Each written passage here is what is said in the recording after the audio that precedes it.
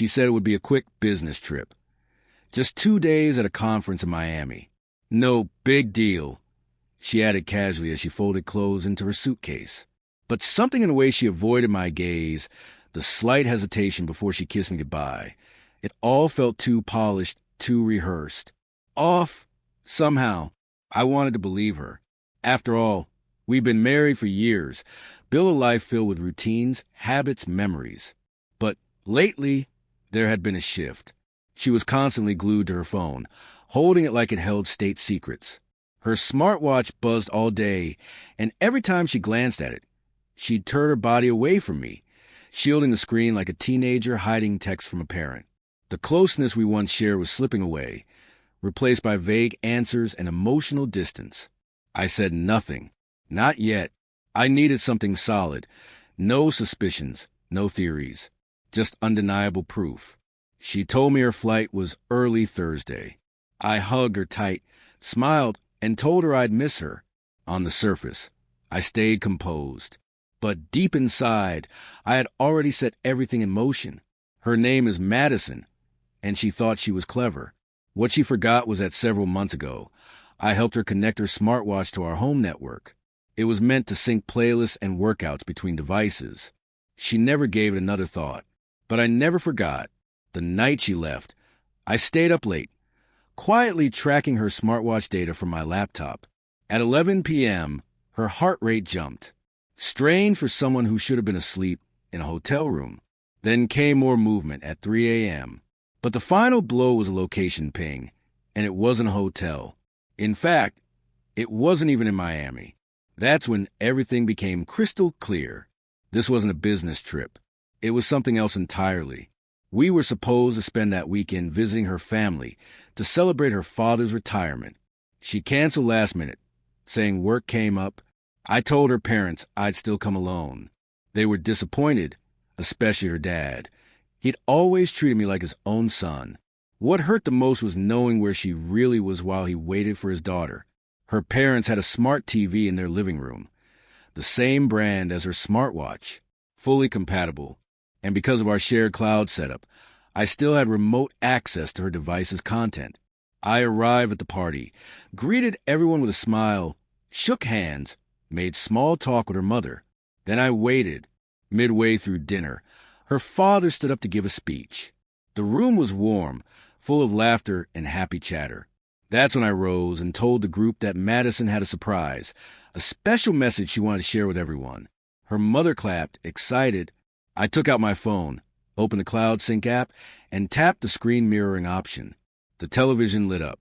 Her name appeared on the screen. At first, just fitness data, steps walked, heart rate, the usual metrics. Someone laughed and joked about how committed she was to staying in shape. But then, notifications started to roll in. Text messages from a number no one recognized. Miss you already. Last night was incredible. You left your hoodie here, babe. Then came the photos. Selfies. Her in bed. A wine glass on the nightstand. A man's arm draped over her bare shoulder. More shots, him shirtless, kissing her neck. All with timestamps. All location tagged. Not Miami. Not a conference hotel. A private beach rental in Key West. The room went still. Her mother gasped. Her brother tensed. Fists curling. Her father just stared blankly at the screen. I didn't say anything. I let the images speak. Then, to make sure there was no room for doubt, I opened her messages. I hate sneaking around. Maybe one day we won't have to. Don't worry. He has no idea. Just act normal when I get back. Someone whispered, "What the hell?" I stepped back, arms crossed. My chest was tight, but my voice stayed calm. She told me it was a business trip. I said, "I figured you all had a right to know the truth." Her mother stared, shell-shocked. Her brother clenched his jaw. Her father walked out of the room, silent. "I think maybe that's someone else's device," her mother said hopefully, like clinging to a last thread. "No," I replied, "it's hers. Synced through our shared cloud. That's her watch. Her data. Her messages." Then I played the final piece, a voice memo. Madison's voice filled the room. Note to self, Next time, book the rental under a fake name. Can't risk the receipt showing the date again. And remember to delete this later. Another clip. He's getting suspicious. Think he saw one of the texts. I'll fake a work emergency or something. I paused the recording and looked around the room at the people who had welcomed me into their family, who had loved her and trusted her. I didn't want to do this, I said quietly. I just needed to know I wasn't losing my mind. Now I do. Her mother wept silently into her napkin. Why wouldn't she just tell us? She whispered. Because liars don't just lie to hide things, I said. They lie to protect the image they want you to believe. Her brother looked at me. So what happens now? I've already spoken to a lawyer. I told him. Divorce papers are ready. She'll be served this week. This time, the silence didn't feel strained. It felt conclusive, like something final had taken place. I said my goodbyes and left. There was no reason to linger in the wreckage. They'd seen all they needed to. That night, she called. Then again. Then came the text. How could you do that at my parents' house? Please talk to me. You humiliated me in front of everyone. That was cruel. I didn't answer. I didn't block her either. I just let the silence answer for me. I wanted her to sit with it, to feel the full weight of her betrayal echo in that stillness. I wanted her to understand how loud the truth becomes when the lies finally run out. Then at 2 a.m., the saddest message of all. I didn't mean for it to get this far. They never do. No one sets out to destroy a marriage. They just don't stop when the heat of the fire starts to feel good in their hands. The days that followed were eerily quiet. I avoided mutual friends, tuned out the gossip, buried myself in work. But the consequences still came. Her family stopped defending her. And when the phone rang, it was her mother, not Madison, calling to apologize. She's made some terrible choices. Her mother confessed quietly. I don't even recognize who she's become. I thanked her for the honesty, but I couldn't offer forgiveness on Madison's behalf. That wasn't mine to give. Forgiveness was hers to seek, and mine to release. At first, I thought I was walking this road alone. But as days passed, others began to speak up. Old friends, former co-workers, even someone who knew her back in college. Turns out, this wasn't Madison's first time betraying someone. It was just the first time the truth couldn't be swept into a corner. That's when it struck me. This wasn't only about me. It was about the version of Madison that existed when no one else was watching. But now the light was on, and there was nowhere left to hide. I used to think the worst part would be discovering the betrayal. Those photos, those messages, hearing it all while her stunned family looked on, crushed. But what hit the hardest wasn't the discovery. It was what followed. Silence. No more stories, no more excuses. Just a crushing, suffocating presence of truth hanging in the air like smoke after a blaze. Madison didn't walk away quietly. She kept calling, texting. One night, she even showed up on the porch, cry at the door, begging me to let her explain. I stood behind the door, frozen. She insisted it had been a mistake, said it didn't mean anything, promised it was over.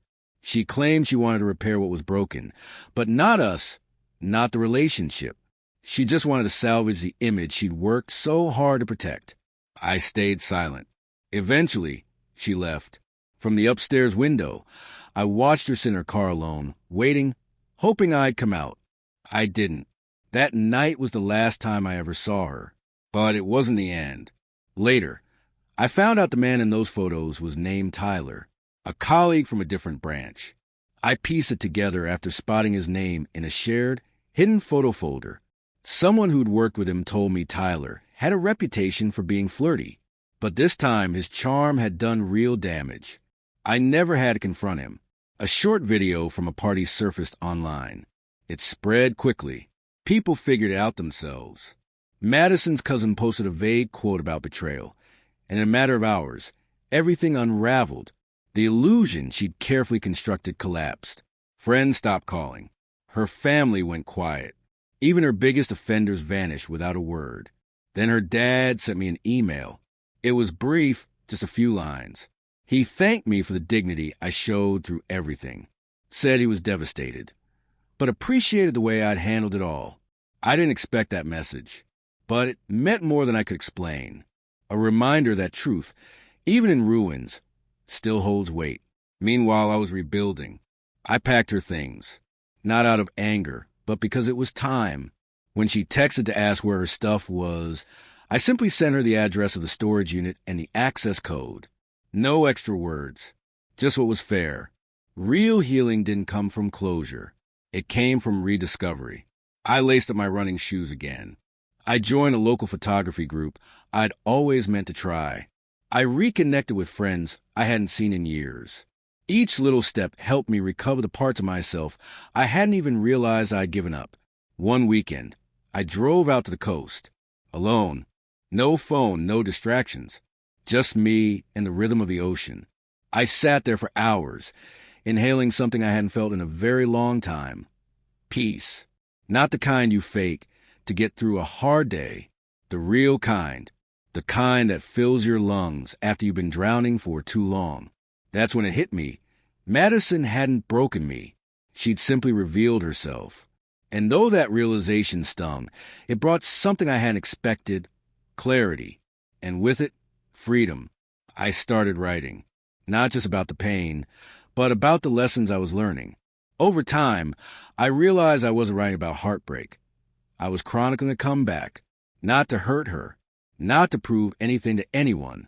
Just to remind myself that I could survive something this devastating. And still rise. A few weeks later, Madison sent one final message. I hope one day you'll forgive me. I can't even forgive myself. I didn't reply. I didn't need to, because I'd learned something important. Forgiveness isn't about making peace with someone else. It's about freeing yourself when you're no longer waiting for anything from them. And I was free. I no longer craved revenge. I didn't want her to feel what I had. I just let it all go.